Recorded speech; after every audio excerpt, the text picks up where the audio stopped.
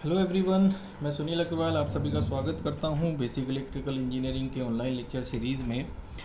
आज हम video number 15 बनाने जा रहे हैं। ऑलरेडी 14 वीडियोस हमारे कंप्लीट हो चुके हैं और लास्ट जो वीडियो बना था उस वीडियो में हमने डिस्कस किया था बहुत इंपॉर्टेंट क्वेश्चंस मैश एनालिसिस के, जो 10 क्वेश्चंस हमने डिस्कस किए थे। ठीक है, तो आई होप आप सभी ने वो कर लिए होंगे और आप सभी से बन गए होंगे। और अगर आपसे नहीं बना है तो आप कमेंट बॉक्स में दिए गए टेलीग्राम लिंक के थ्रू आप मेरे से डिस्कस कर सकते हैं। कोई भी क्वेश्चन में अगर आपको कोई दिक्कत आती है तो आई विल डेफिनेटली रिप्लाई करूँगा मैं आपको। ठीक है, उन 10 क्वेश्चंस में से क्वेश्चन नंबर 9 था जो हमारा, मैं वापस से आपको दिखा रहा हूँ। उसके ऊपर मैं एक बहुत ही छोटा सा डिस्कशन करना चाहता हूँ। क्वेश्चन नंबर 9 जो थोड़ा सा डिफरेंट क्वेश्चन था, आई होप कि आप सबने कर लिया होगा, बट मेरी तरफ से एक बहुत ही छोटी सी चीज़ यहाँ पर बतानी रह गई थी इस क्वेश्चन में। वो ये थी कि आप जब इस बल्ब को देखते हैं तो इस बल्ब की जो रेटिंग है वो आपको दे रखी है 120 वोल्ट 60 वाट। ठीक है, 120 वोल्ट इस बल्ब का रेटिंग है और 60 वाट पावर का रेटिंग है। पावर से हमने करंट निकाल लिया था जो इस ब्रांच के थ्रू जाएगा। ठीक है, उसके बाद जब आप इस क्वेश्चन को सॉल्व कर रहे होंगे तो हो सकता है कुछ लोगों को डिफ़िकल्टी आई हो कि जब आप इसकी इक्वेशंस बनाते हो तो एक इक्वेशन आपकी फर्स्ट मैश से बनती है, दूसरी इक्वेशन आपकी M2 एंड M3 दोनों से मिला के बनती है, और तीसरी इक्वेशन आपकी बन जाती है इस ब्रांच से जो करंट की इक्वेशन है। तो जब आप इन इक्वेशंस को देखते हैं तो आपको दिखाई देता है कि 3 इक्वेशंस में 4 अननोन्स हैं। तो वहाँ पर आप शायद अटक जाएंगे अगर आपने वो चीज़ मिस कर दी होगी जो मैंने भी आपको नहीं बताई थी। ठीक है, तो वो क्या चीज़ है जिसको हमने मिस किया था, that is basically the voltage. जो बल्ब के अक्रॉस 120 वोल्ट आपको दे रखा है, उस वोल्टेज को अगर आप ध्यान से देखेंगे तो वो वोल्टेज आपको पैरेलल में लगे हुए 60 ओम के अक्रॉस में मिलेगी, क्योंकि 60 ओम का रेजिस्टेंस एग्जैक्टली बल्ब के साथ पैरेलल में है। तो जो भी वोल्टेज बल्ब का है सेम वोल्टेज 60 ओम का भी होगा। इसका मतलब क्या हुआ कि जो भी करंट इस ब्रांच से जाएगा 60 ओम के थ्रू, जिसको आपने I3 करंट दे रखा है, तो I3 करंट का वैल्यू भी आप आसानी से निकाल सकते हैं। I3 will be equals to 120 which is the voltage across this bulb, जो कि 60 ओम के अक्रॉस भी है, डिवाइडेड बाय द रेजिस्टेंस 60। तो 120 बाई 60 से आपको 2 एम्पियर करंट I3 का वैल्यू भी यहाँ से मिल जाएगा। ठीक है, तो जिसने कर लिया है उसको आसानी से क्वेश्चन बन गया होगा, लेकिन जो अटक गए होंगे, जिनको नहीं ध्यान में आया ये चीज़, तो इसको आप लेके इस क्वेश्चन को करें। ये I3 जब आपके पास आ जाएगा तो ये आपकी सारी इक्वेशंस बहुत ज़्यादा ईजी हो जाएंगी सॉल्व करनी, और आसानी से आपका ये क्वेश्चन कंप्लीट हो जाएगा। ठीक है, ओके। सो चलिए आज के टॉपिक पे हम बढ़ते हैं। जो आज का हमारा टॉपिक है that is basically nodal analysis. ठीक है, आज हम जो करने जा रहे हैं वो है नोडल एनालिसिस। नोडल एनालिसिस के बारे में आज हम डिस्कशन करेंगे। नोडल एनालिसिस बेसिकली एक मेथड है जिससे कि हम सर्किट्स को सॉल्व कर पाते हैं, जैसे कि एक मैश एनालिसिस मेथड था। मैश एनालिसिस आपने देखा था कि वो किरचॉफ वोल्टेज लॉ और ओम्स लॉ, दो लॉज के ऊपर डिपेंड करता है, जिसमें आपने केवीएल और ओम्स लॉ दोनों को एक साथ लगाते हुए उसकी इक्वेशंस बनाई और सर्किट्स को सॉल्व किया। यहाँ पर जो नोडल एनालिसिस है वो नोडल एनालिसिस आपका डिपेंड करता है केसीएल के ऊपर। So this method is basically depends on Kirchhoff current law plus Ohm's law. यहाँ पर भी ओम्स लॉ लगेगा जो कि V इक्वल्स टू I/R होता है, और KCL लगेगा। ठीक है, तो सबसे पहले दोनों लॉज को एक बार क्विकली रिवाइज कर लेते हैं। ओम्स लॉ KCL हमारा क्या कहता है? KCL हमारा कहता है कि किसी भी एक जंक्शन पे जहाँ 3 या 3 से ज़्यादा ब्रांचेज आकर जुड़ती हैं, उस पे सारे करंट्स को अगर सम किया जाए एल्जेब्रिकली, तो उन करंट्स का जो सम होगा that must be equals to 0 होना चाहिए, where K is equals to 1 to N। ठीक है, ये है हमारा KCL। और ओम्स लॉ को अगर आप देखोगे तो ओम्स लॉ कहता है कि किसी भी एक रेजिस्टेंस के थ्रू जाने वाला करंट I हम निकाल सकते हैं उस रेजिस्टेंस के अक्रॉस पोटेंशियल डिफरेंस से, divided by the value of that resistance. तो ओम्स लॉ कहता है I इक्वल्स टू होता है V/R।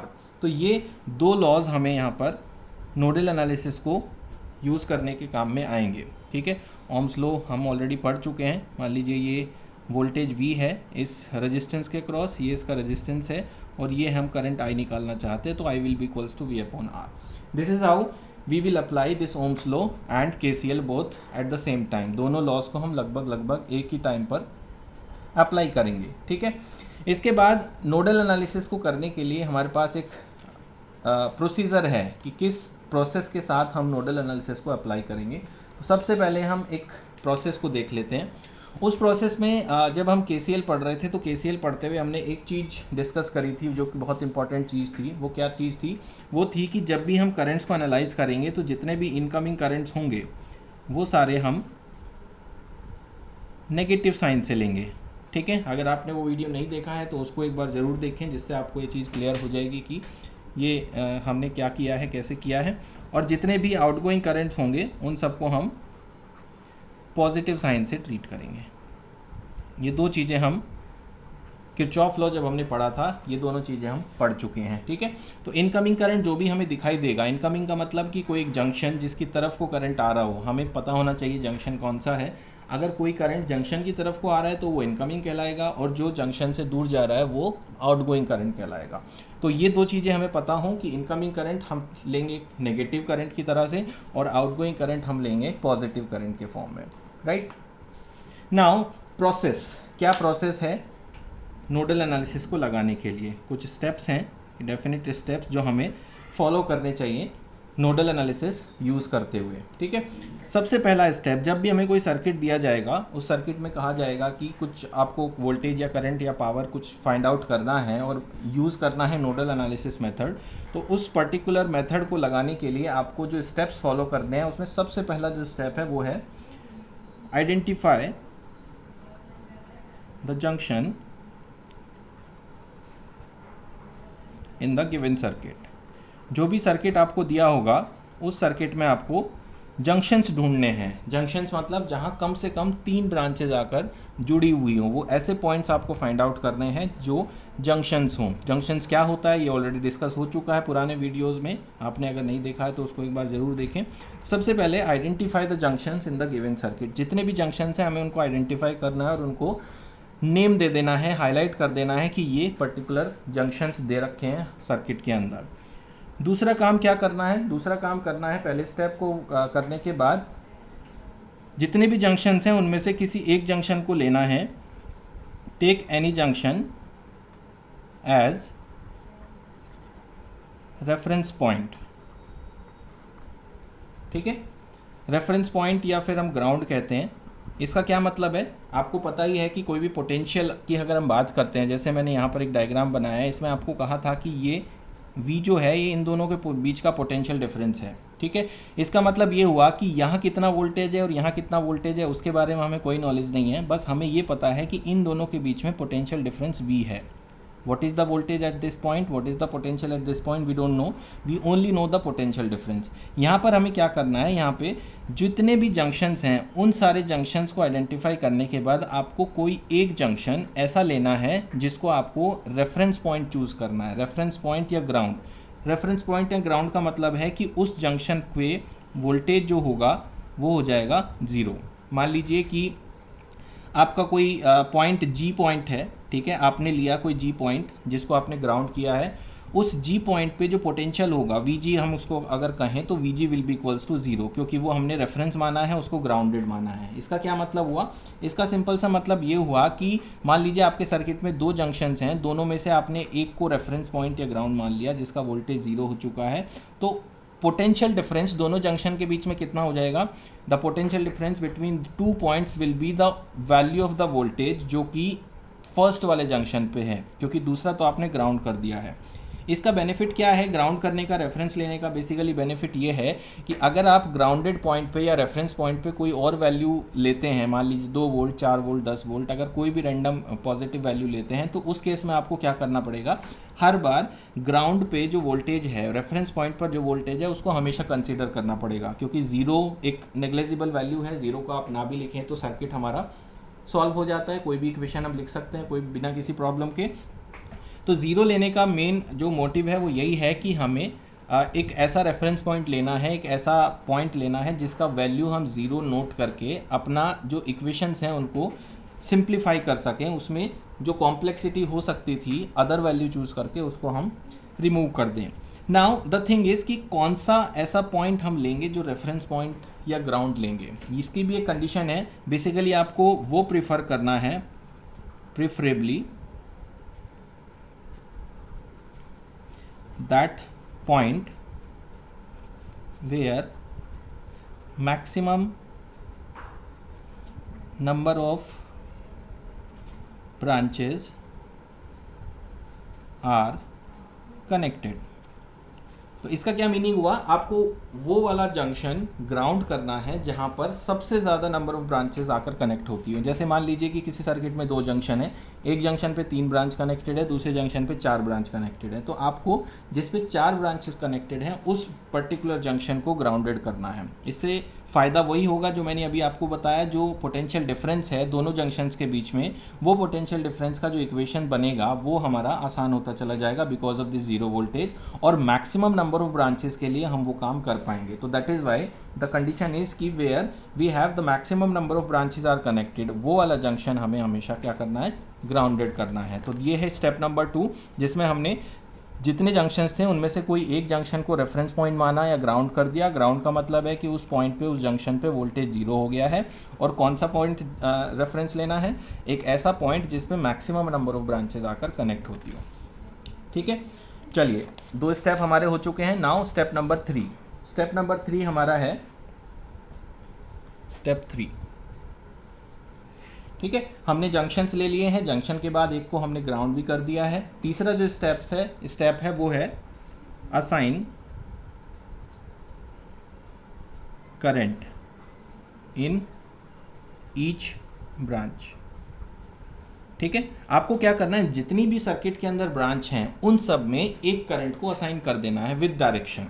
ठीक है, डायरेक्शन क्या होगी ये पूरी तरह से हमारे ऊपर डिपेंड करता है, इसका कोई कंपल्शन नहीं है। आप डायरेक्शन ऑफ करंट किसी भी तरफ से ले सकते हैं, जो मन करे हम वो डायरेक्शन एज्यूम कर सकते हैं। हमें बस इतना ध्यान रखना है कि जितनी भी ब्रांचेस सर्किट में लगी हैं उन सारे ब्रांचेस में से कोई ना कोई एक करंट जा रहा हो। ठीक है, उन सारे ब्रांचेस को हम नाम भी दे देंगे, जैसे I1, I2 एक्सेट्रा। ठीक है, इन सब की डायरेक्शन रैंडम हो सकती है, कुछ भी हो सकती है। ठीक है, तो ये हमारा तीसरा पॉइंट हो गया। चौथा स्टेप जो है, that step is apply KCL at unknown junction and write KCL equation।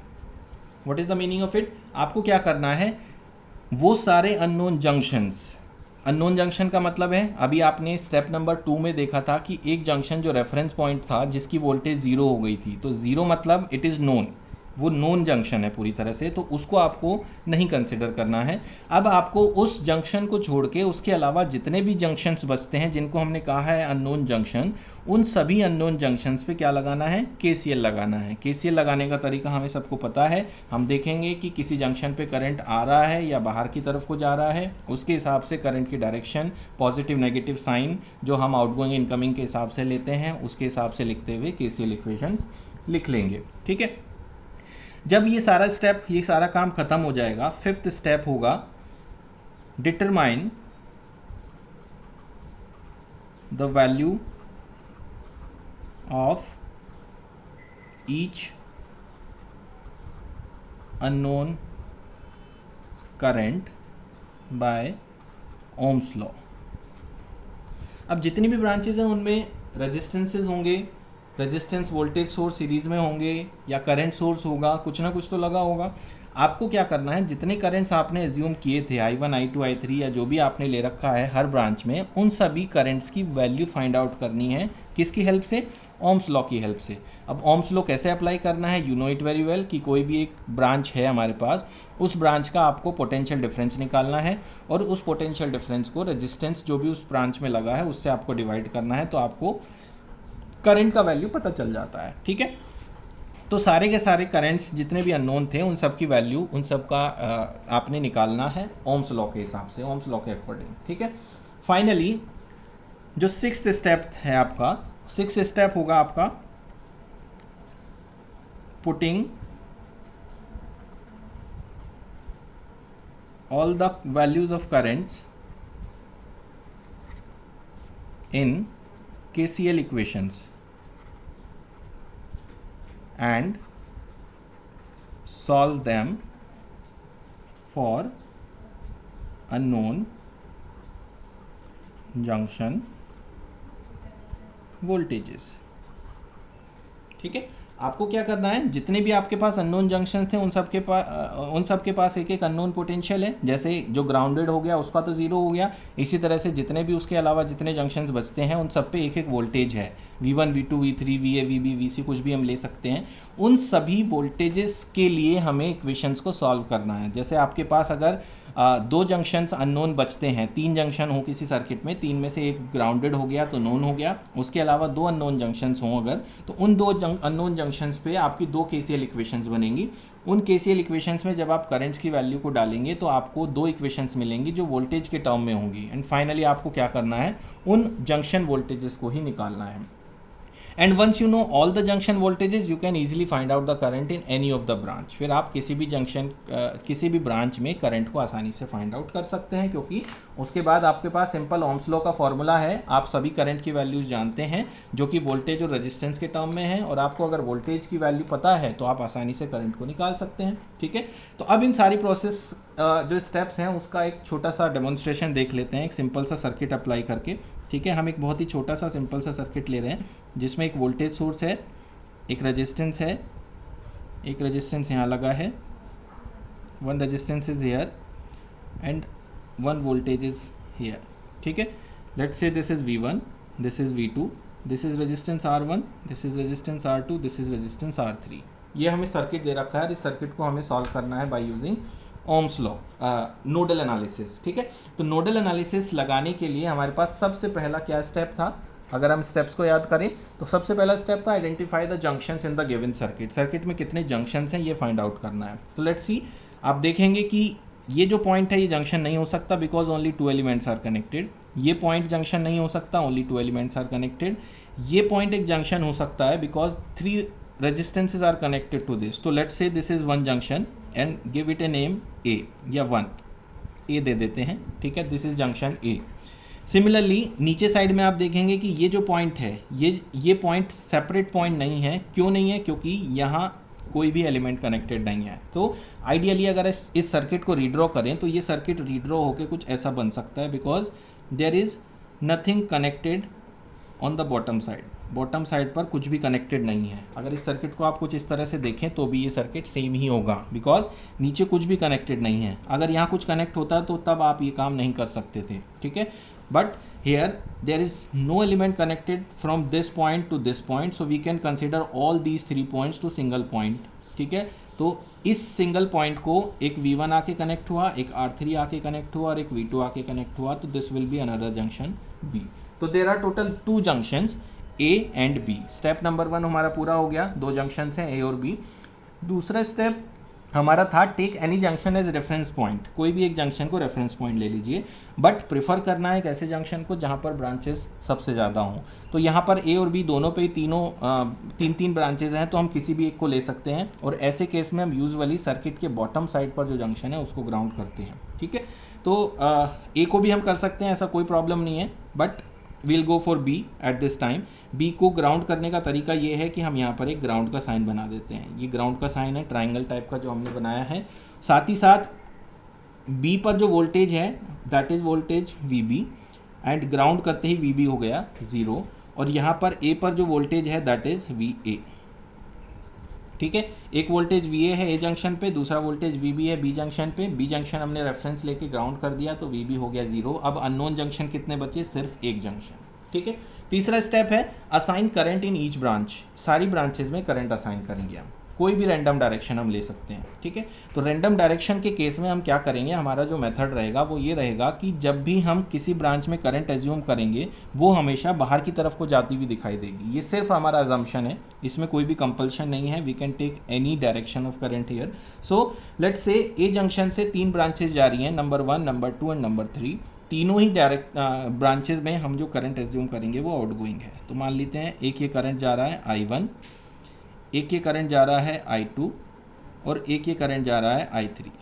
ठीक है, ये 3 करंट एज्यूम करने के बाद आप ये देखेंगे कि इन 3 करंट के साथ साथ आपकी जितनी भी ब्रांचेस थी सब में करंट फ्लो होना शुरू हो गया है। ये I1 करंट R1 के साथ साथ V1 में भी जाएगा, ये I2 करंट R2 के साथ साथ V2 से भी जाएगा, and this is for R3। So all the branches are occupied with the currents. ठीक है, चौथा स्टेप है apply KCL at unknown junction and write KCL equation. Unknown junction एक ही है तो हम क्या लिखेंगे, हम यहाँ पर लिखेंगे कि एट जंक्शन ए, एट जंक्शन ए पे केसीएल इक्वेशन लिखनी है।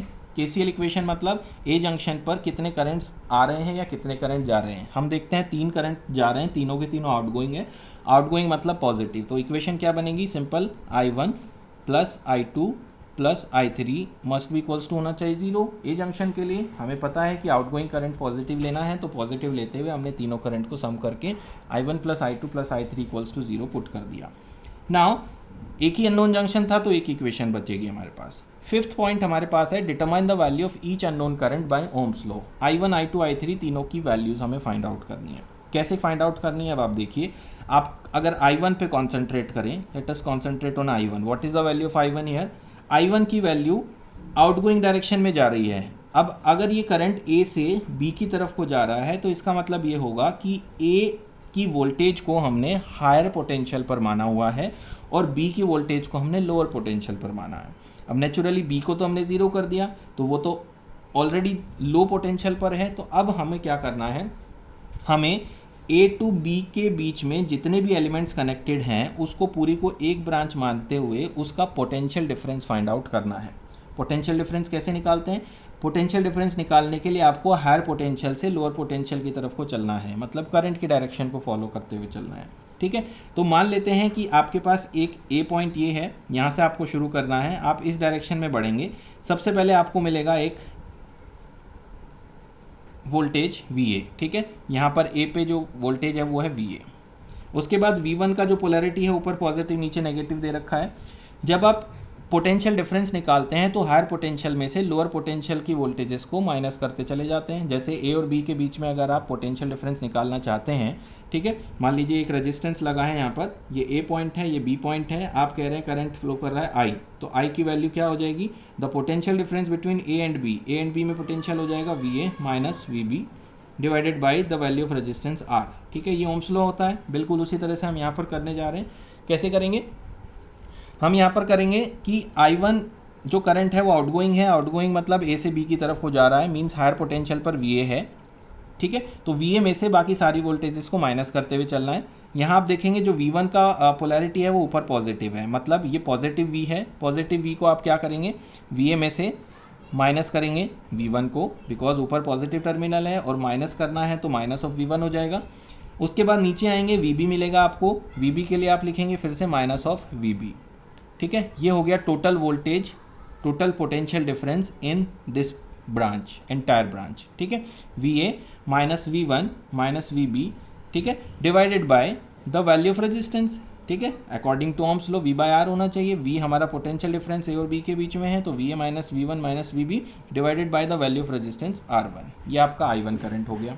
Similarly for I2 current, I2 के लिए अब आप करंट देखेंगे, I2 A से B की तरफ को इस तरफ जा रहा है, मतलब A अगेन हायर पोटेंशियल पर है, तो A में से आपको सारी वोल्टेजेस को माइनस करते हुए चलना है।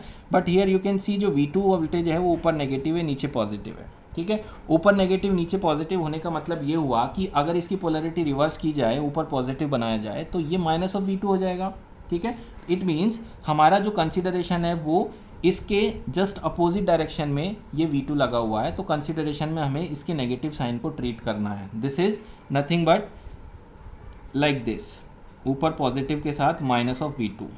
ठीक है, ये जो है हमारा वोल्टेज सोर्स, ये कुछ इस तरह से बिहेव करेगा। ठीक है, तो आगे बढ़ते हैं, देखते हैं I2 का वैल्यू क्या होगा। हायर पोटेंशियल पर VA है तो VA माइनस करना था हमें, अब माइनस किसको करना है, माइनस करना है माइनस ऑफ V2 को। ठीक है, VA minus of minus V2, right, बिल्कुल उसी तरह से करेंगे जैसे यहाँ किया था। And then finally we have VB minus of VB divided by the value of resistance connected in this branch, that is R2। ये क्या बन गया, VA minus minus plus V2 minus of VB divided by R। हम लिखेंगे VA plus V2 minus VB divided by R2। Similarly for I3 is very simple here. I3 current A to B जा रहा है, A higher potential पर है, B lower potential पर है, तो we can simply write VA minus VB upon R3। ठीक है, तो ये तीनों करंट्स की वैल्यू हमारे पास आ चुकी है। अब तीनों करंट की वैल्यू आने के बाद हमें क्या करना है, हमें सिंपली इन तीनों करंट्स की वैल्यूज़ को यूज़ करते हुए KCL इक्वेशन में पुट करना है। जो हमारी इक्वेशन थी, let us call it equation number 1 for junction A, ठीक है। तो putting I1 I2 I3 in equation 1 will what we have VA minus V1 minus VB upon R1 plus I2 का value VA plus V2 minus VB upon R2 plus I3 का value VA minus VB upon R3 is equals to 0। ये आपके पास एक equation है, ठीक है। जो equation number 1 थी उसको हमने I1 I2 I3 तीनों की वैल्यू पुट कर दी और इसको लिख लिया। अब इस इक्वेशन में आप देखते हैं VB की वैल्यू तो 0 है, हमें पहले से पता है, ठीक है। अब अगर VB की वैल्यू 0 है तो इन VB को हम यहाँ से एलिमिनेट कर देंगे। इक्वेशन आ जाएगी VA minus V1 upon R1 plus VA plus V2 upon R2 plus VA minus VB upon R3 is equals to 0। अब आप ये देखते हैं कि आपके पास सर्किट में दो जंक्शन थे, दो में से एक नोन हो चुका है जो ग्राउंडेड है, अननोन बचता है सिर्फ एक। तो एक अननोन को सॉल्व करने के लिए इक्वेशन भी एक ही होनी चाहिए, तो इक्वेशन हमारे पास ये एक होगी। दूसरी इक्वेशन यहाँ नहीं बन सकती because this is not at all required, ठीक है।